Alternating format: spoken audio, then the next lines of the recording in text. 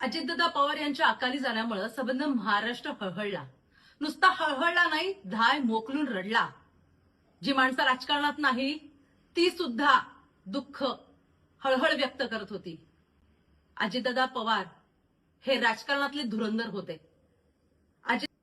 त्या माणसाचं अस्थि विसर्जन होतं न होतच उपमुख्यमंत्री पदाची लगबग पवार कुटुंबात सुरू झाली.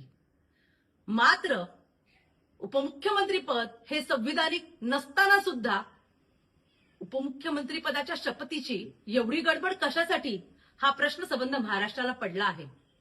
सुनेत्रा वहिनी उपमुख्यमंत्री पदाची शपथ घेतात.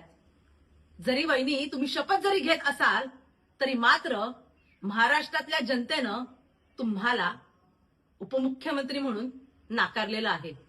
कारण कुठल्याच जनमानसाला ही गोष्ट पटलेली नाही. जिथं दुःख असतं त्या घरामधले 10 दिवस साधी शिव सुद्धा ओलांडत नाही आणि तुम्ही उपमुख्यमंत्री पदाची शपथ घ्यायला निघालात. म्हणजे मळ्याच्या टाळूवरचं लोणी खाण्याचा प्रकार हा पवार कुटुंबांनी केलेला आहे आणि तो महाराष्ट्राच्या जनतेला अजिबातच पसंत पडलेला नाहीये.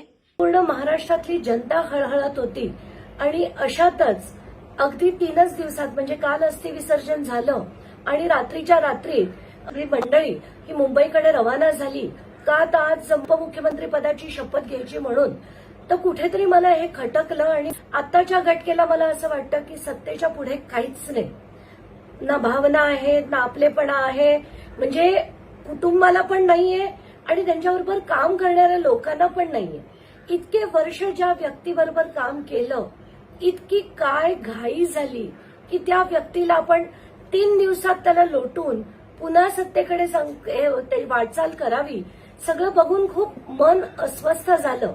कुठेतरी असं वाटतं की सत्ता आलीच असती, उपमुख्यमंत्री जर सुनेत्रा पवार झाल्या असत्या सगळ्यांनाच आनंद झाला असता की पहिली महिला एक उपमुख्यमंत्री झाली.